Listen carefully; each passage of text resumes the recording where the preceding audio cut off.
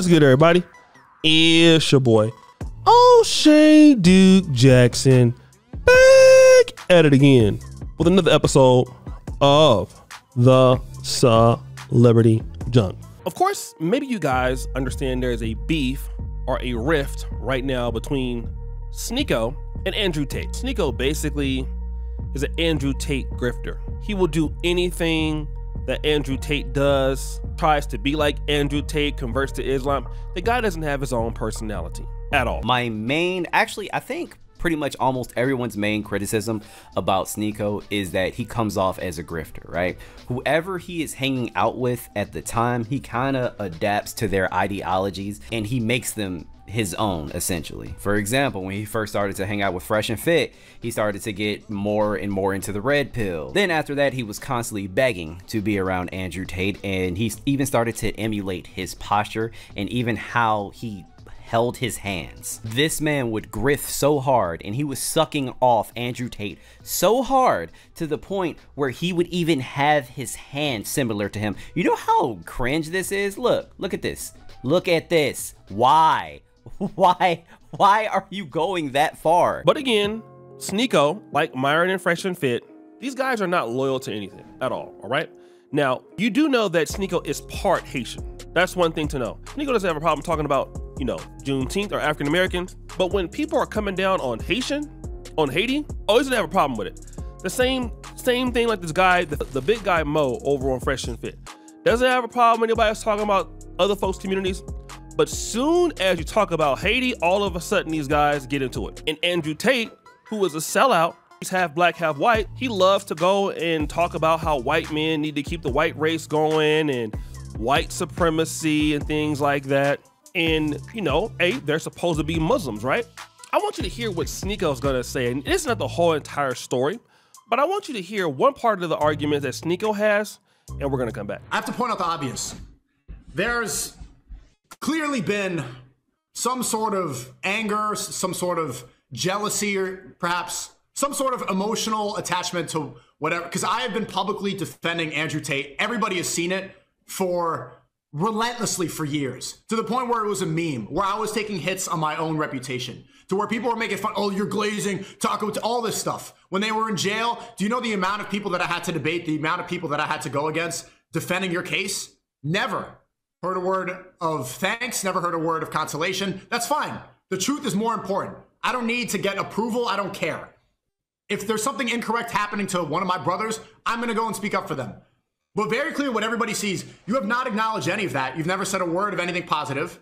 The first time you speak about me is negative and trying to tear down what I've brought, to try to tear down my career. In fact, you said that you were going to end my career, that you want to end everything that I've built. That's the first acknowledgement from the person, probably the most famous person in my generation by far, who's the day one when you got locked up. It was me. You're innocent. This is incorrect. This is unjust. The only one. In fact, I think I deserve credit for helping your reputation with Gen Z. Who else was really saying this? I mean, I love Aiden, and I think you've been disrespectful to Aiden as well, but a lot of people were quiet.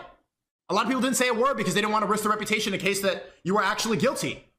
But I was there. And then the first time you say anything is, you're gay, I stopped talking to you for a reason. People see through this. People see through this. It doesn't bother me. It doesn't bother my community, the audience, but people are going to see through this, and it's going to damage your reputation as the beacon of truth, the beacon of masculinity. You're like, what? Wait, what about brotherhood? What about loyalty? What about truth?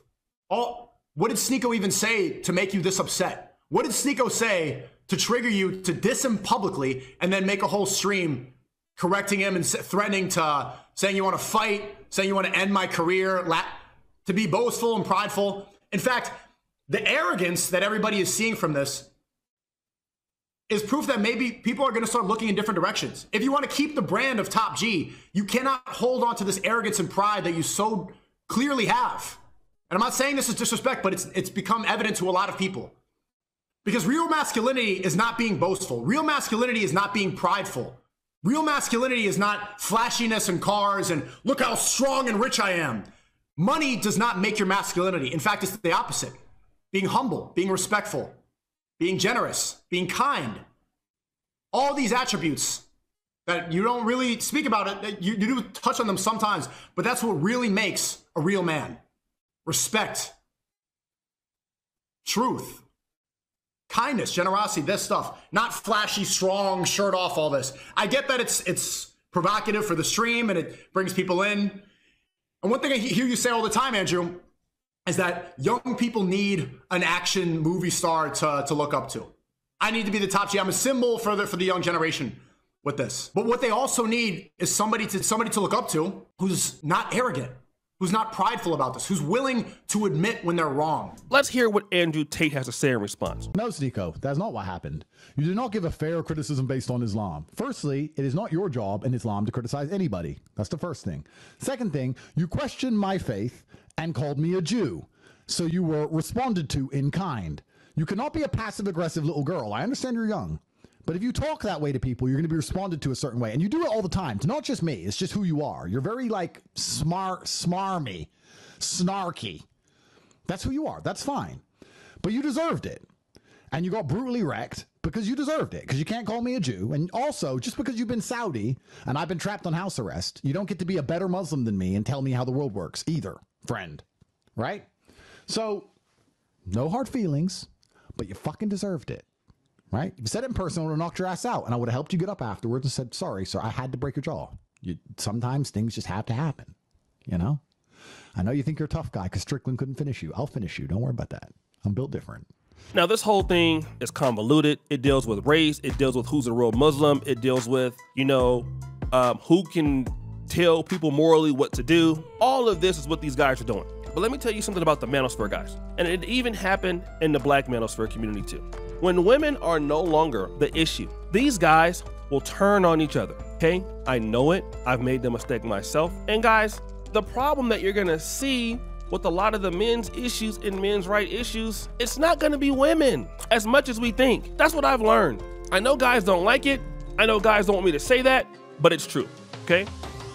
A lot of the issues that are happening with men, white manosphere died the same way, the black manosphere died the same way. No good leadership for the most part, and what you had were guys who were pretty much chasing the bag, trying to scam their members, and didn't like each other, okay? That's what it is. The white manosphere and the white red pill, and now, since all that's done, all of them are trying to join together on a hate pill against blacks in Israel and whoever else, okay? Let me tell you something, as men, you cannot come together with people because you dislike them. Like if me and someone were to join forces, and I learned that when the black manosphere, the second iteration started in 2015, a lot of us were making friends with each other.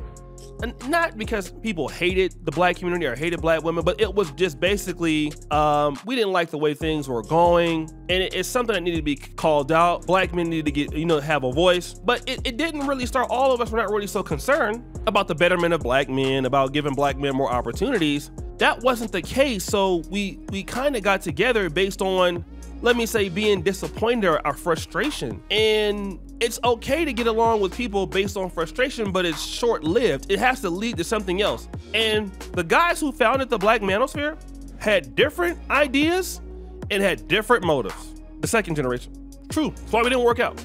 We all had different opinions and different motives. And hey, you know, a lot of the guys in the black manosphere or white manosphere don't like each other, and we don't really have any code of ethics. So this is what you're seeing with these guys, Sneako. They go online all day to troll and argue, and when there's nobody left to argue, let's fight each other. Let's argue each other. But all of you guys call out Israel. All of you guys call out LGBTQ.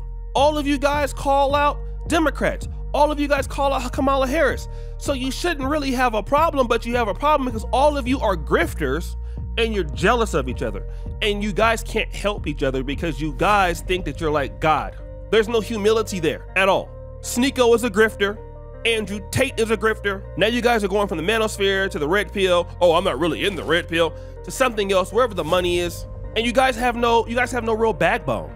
And unfortunately, a lot of men's rights groups are not going to be women's groups like that, or not even compete, right? Women are way more organized and way more loyal to each other than men are. And men are going to complain about child support, all these things. But when you're not loyal to each other, what do you expect? Can you be serious? You're going to get situations like this, and you're going to be laughed at, which and honestly, you should be. Honestly, you don't deserve anything when you're acting like this. So guys, what do you think? It's your boy, Shady Jackson. Back at it again. Another episode of Celebrity Drunk. Appreciate for all you, Sir the Bell. We're out.